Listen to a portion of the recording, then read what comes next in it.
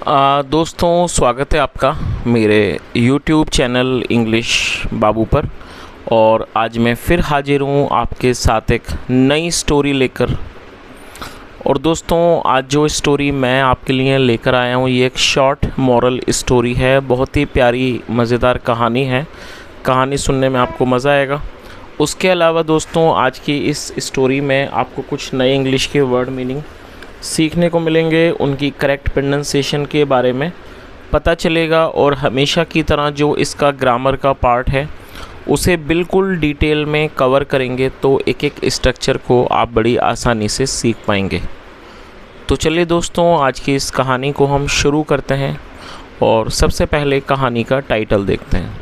कहानी का टाइटल है रामू द फार्मर, रामू किसान। तो दोस्तों, ये आज की इस कहानी का टाइटल है, शीर्षक है। और अब मैं इसे पढ़ना शुरू करता हूँ। आप लोगों से रिक्वेस्ट है कि आप कहानी को बिल्कुल ध्यान से सुने। यदि आज की कहानी में आपको कोई भी नया शब्द या फिर नया स्ट्रक्चर मिले तो आप उसे नोट करें। यदि कहानी पसंद आए तो लाइक भी ज़रूर करें। तो चलिए इसको शुरू करते हैं।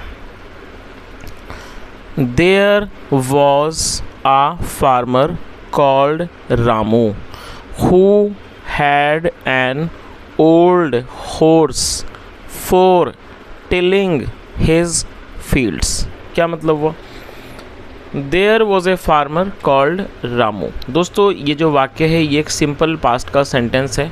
सिंपल पास्ट का मतलब होता है जब हम पास्ट में कोई ऐसा वाक्य बनाएं जहाँ पर वॉज या फिर वर्ब का यूज़ हेल्पिंग वर्ब के रूप में किया जाता है, साथ में नाउन या फिर एडजेक्टिव को लेकर वाक्य बनाया जाता है। और दोस्तों, जब हम सिंपल पास्ट में या सिंपल प्रेजेंट में कोई भी वाक्य बनाएंगे तो ऐसे वाक्यों में कभी भी वर्ब का इस्तेमाल नहीं किया जाता है।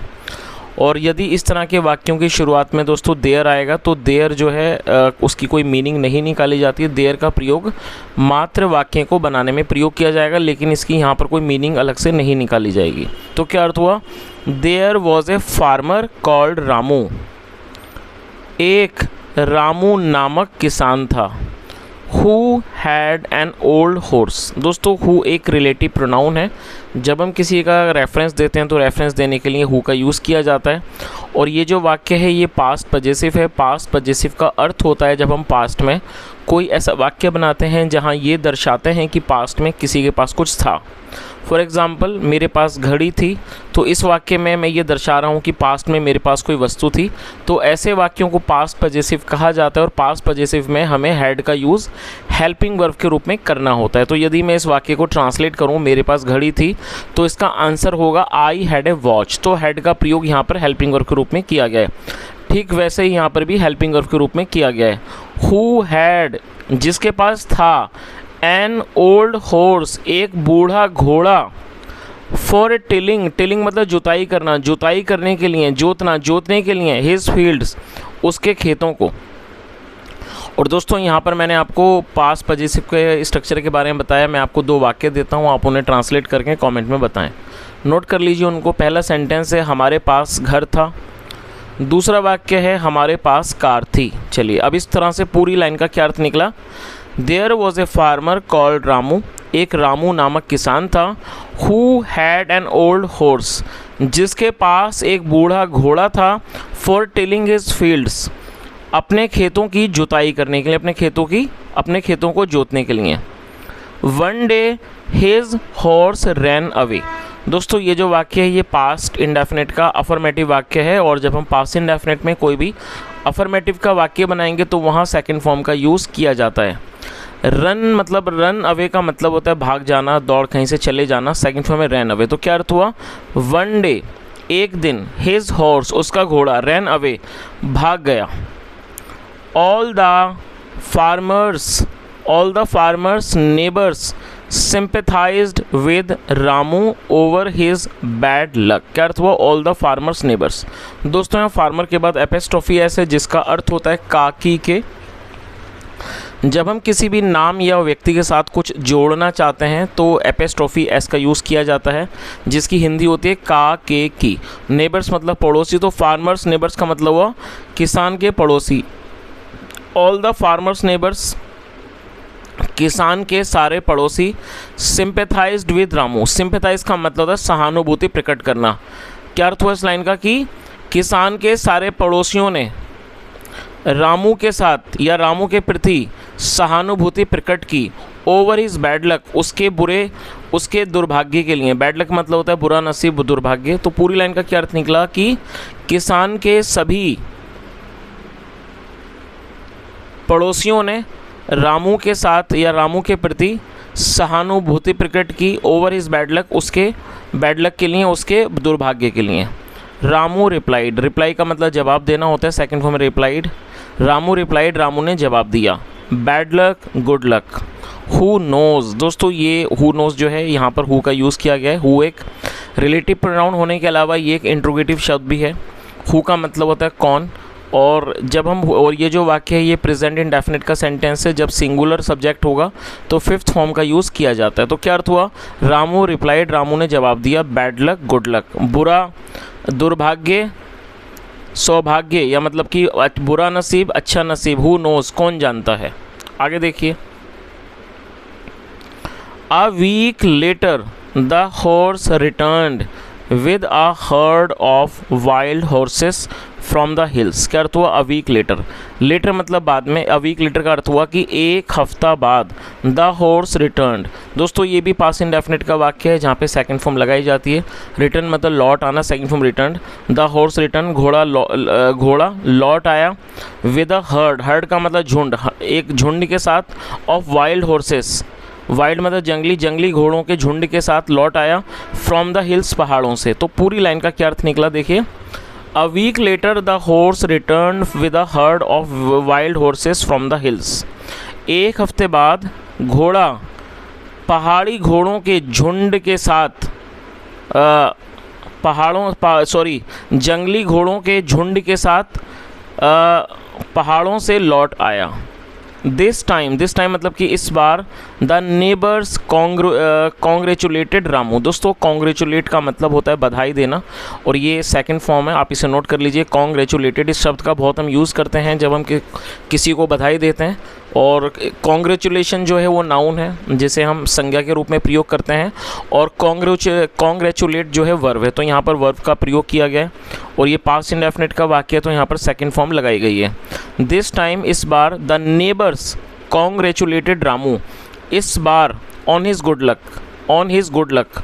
पूरी लाइन का क्या अर्थ निकला, मतलब हुआ कि इस बार पड़ोसियों ने रामू को उसके गुड लक के लिए, उसके अच्छे भाग्य के लिए बधाई दी। हिज रिप्लाई वॉज, उसका जवाब था। Good luck, bad luck, who nose. बुरा नसीब, अच्छा नसीब है, कह सकते हैं कि भाग्य, दुर्भाग्य, हु नोज़, कौन जानता है। देन, फिर।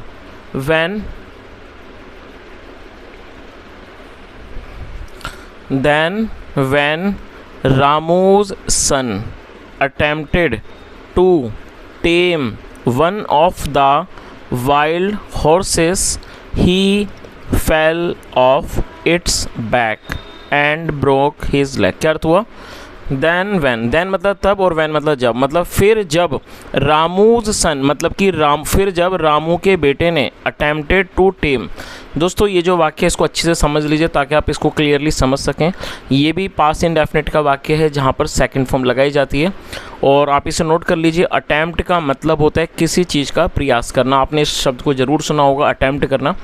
अटैम्प्ट का मतलब होता है किसी चीज़ के लिए प्रयास करना, और सेकंड फॉर्म में अटैम्प्टेड। फिर क्या अर्थ हुआ कि देन, फिर। वैन, जब। रामू सन, जब रामू के बेटे ने अटैम्प्टेड, कोशिश की। टू टेम, और दोस्तों ये जो वाक्य है इस वाक्य में दो वर्ब का प्रयोग करके वाक्य को बनाया गया है। तो दो वर्ब का जब भी आप वाक्य बनाएं तो पहली वर्ब के बाद आपको टू का यूज़ करना होगा। टू के बाद वर्ब की फर्स्ट फॉर्म लगाई जाती है, और आप इसकी मीनिंग को नोट कर लीजिए। ये आपके लिए एक नया शब्द हो सकता है, TAME। टेम का मतलब होता है किसी चीज़ को वश में करना या फिर किसी चीज़ को पालतू बनाना।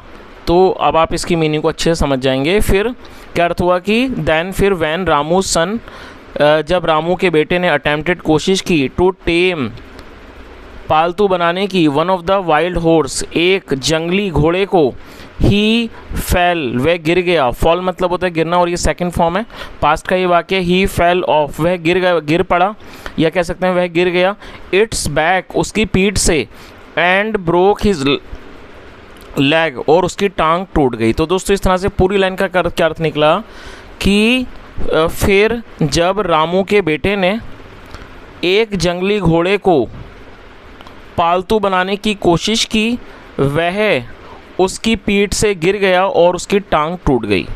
चलिए आगे देखिए। Everyone thought this was bad luck, और दोस्तों ये भी पास्ट इंडेफिनिट का ही अफर्मेटिव वाक्य है जहाँ पे सेकंड फॉर्म लगाई जाती है। थिंक का मतलब होता है सोचना और सेकंड फॉर्म है थॉट, THOUGHT। एवरीवन थॉट, हर किसी ने सोचा, या कह सकते हैं हर किसी को लगा, हर किसी को लगा दिस वॉज बैड लक, हर किसी को लगा कि ये बुरा नसीब है। अच्छा दोस्तों आप इस वाक्य पे ध्यान दें। अब जब मैंने इसको अभी ट्रांसलेट किया, दिस वॉज बैड लक, है तो ये पास्ट में लेकिन मैंने इसको प्रेजेंट में बोला। अब इसका देखिए दोस्तों रीज़न क्या है, आप इस रूल को नोट कर लीजिए। जब आप कोई भी ऐसा वाक्य ट्रांसलेट करते हैं जहाँ एक ही वाक्य में दो अलग अलग तरह की बातें, दो सेंटेंस मौजूद हों और पहला जो वाक्य है वो पास्ट में हो, दूसरा भी पास्ट में हो, तब हमें क्या करना होगा, जब हम उसको ट्रांसलेट करके बताएंगे तो जो पहला वाक्य है वो तो पास्ट में ही ट्रांसलेट किया जाएगा, लेकिन दोस्तों इसका जो दूसरा वाक्य होगा वो पास्ट में नहीं, उसको प्रेजेंट में ट्रांसलेट करेंगे। तो इसी वजह से दोस्तों देखिए दूसरा जो वाक्य है वो सिंपल पास्ट का है, लेकिन जब हम इसको हिंदी में ट्रांसलेट करके बताएंगे तो नरेशन के समय इसे मैं सिंपल पास्ट की जगह सिंपल प्रेजेंट में हमें इसको ट्रांसलेट करना होगा, इसको नरेट करके बताना होगा। तो इस तरह से पूरी लाइन का क्या अर्थ हुआ, everyone thought this was bad luck, हर किसी को लगा ये दुर्भाग्य है, मतलब कि दुर्भाग्य है या कह सकते हैं कि ये बुरा नसीब है। बट रामू अगेन सैड, लेकिन रामू ने, अगेन मतलब दोबारा, रामू ने दोबारा कहा, bad luck good luck who knows, बुरा नसीब अच्छा नसीब कौन जानता है। आगे देखिए। Some weeks later the army marched into the village and enlisted every able-bodied youth they found there। क्या अर्थ हुआ, सम वीक्स लेटर। और दोस्तों ये जो वाक्य है ये भी पास्ट इंडेफिनिट का वाक्य है जहाँ सेकंड फॉर्म लगाई जाती है। लेटर मतलब बाद होता है और मार्च का मतलब होता है पैदल यात्रा करना, मार्च करना, गश्त करना, उसे मार्च कहा जाता है। क्या अर्थ हुआ कि कुछ हफ्तों के बाद आर्मी, जो आर्मी थी, मार्च इनटू द विलेज, उसने गाँव में मार्च किया, मतलब वो गाँव आए। And enlisted every able bodied, और जो भी सही शरीर वाला जो यूथ था, युवा था, उसको उन्होंने लिस्ट में उसकी उन्होंने लिस्ट बनाई। दे फाउंड देयर, मतलब कि जो भी उन्हें वहाँ पर मिला। तो इस तरह से पूरी लाइन का क्या अर्थ हुआ कि कुछ हफ्तों के बाद जो आर्मी थी वो उस गांव में मार्च कर आई और उन्होंने जो एबल बॉडीड, मतलब जो एक योग्य व्यक्ति, मतलब कि युवा थे वहाँ पर मौजूद, उनकी एक लिस्ट बनाई। When they saw the farmer's son, और दोस्तों ये भी पास्ट का वाक्य है। सी मतलब होता है देखना, second so. When they saw, और दे का मतलब क्या होता है, वे या फिर वे लोग। जब सब्जेक्ट में एक से अधिक लोग शामिल होते हैं तो दे का यूज़ किया जाता है, ये एक प्लूरल नाउन है। तो और यहाँ पर एक से ज़्यादा के बारे में बात हो रही है इसलिए दे का यूज़ किया गया है। वैन जब, दे उन्होंने, सो देखा, द फार्मर सन किसान के बेटे को, जब उन्होंने किसान के बेटे को देखा, विद हिज ब्रोकन लेग मतलब टूटी हुई टांगों के साथ, दे लेट हिम गो उन्होंने उसे जाने दिया।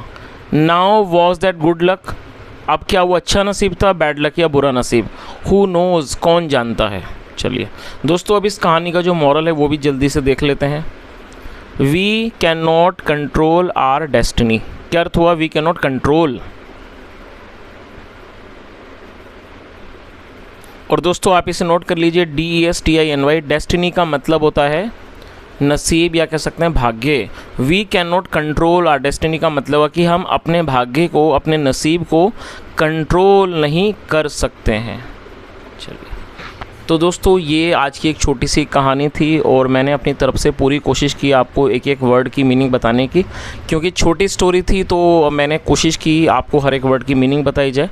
यदि आपको आज की कहानी अच्छी लगी हो, मेरा पढ़ाने का प्रयास भी अच्छा लगा हो, तो आपसे रिक्वेस्ट है आप इस वीडियो को लाइक करें, शेयर करें, चैनल को ज़रूर सब्सक्राइब करें। जो भी आपका सुझाव हो कमेंट में बताएं, जो भी फीडबैक हो। और उसके अलावा दोस्तों आज आप लोगों से एक विशेष रिक्वेस्ट है, कह सकते हैं स्पेशल रिक्वेस्ट है। वो ये दोस्तों, आज मैंने अपने एक जो कल के रिसेंट वीडियो में 2-3 मैंने कमेंट्स देखे और तो उससे मुझे पता लगा कि ये जो मेरे सब्सक्राइबर हैं काफ़ी लंबे समय से मेरे साथ हैं, जब से मैंने शायद ये चैनल पे पढ़ाना शुरू किया है, जब से ये मेरे साथ हैं। और दोस्तों यकीन मानिए इन चीज़ों को देखकर बहुत ज़्यादा खुशी महसूस होती है कि आप लोगों का जो विश्वास है मुझ पर या फिर मेरे चैनल पर, ये मेरे लिए एक बहुत बड़ी बात है। मतलब मैं इसको अपने शब्दों में बयान नहीं कर सकता दोस्तों। जब आप लोगों के मैं कमेंट देखता हूँ, खासकर उन लोगों के जो लंबे समय से मेरे साथ जुड़े हैं और जो अभी तक मेरे चैनल पर जुड़े हैं, जो कमेंट करते हैं, तो दोस्तों बहुत ज़्यादा खुशी मिलती है कि आपका जो विश्वास है वो अब तक मेरे साथ बना हुआ है। और मैं पूरी कोशिश करूँगा कि आगे भी आपका विश्वास ऐसा ही मुझ पर बना रहे। और उसके अलावा दोस्तों आप लोगों से रिक्वेस्ट है कि आज आप कृपया करके आप कमेंट करके ज़रूर बताएं कि आप मेरा जो चैनल है इसको कब से फॉलो कर रहे हो और कब से आप लोग मेरे साथ जुड़े हुए हैं। तो कमेंट में ज़रूर बताएं। यहाँ तक सुनने के लिए, यहाँ तक बने रहने के लिए thank you so much. Have a nice day and bye.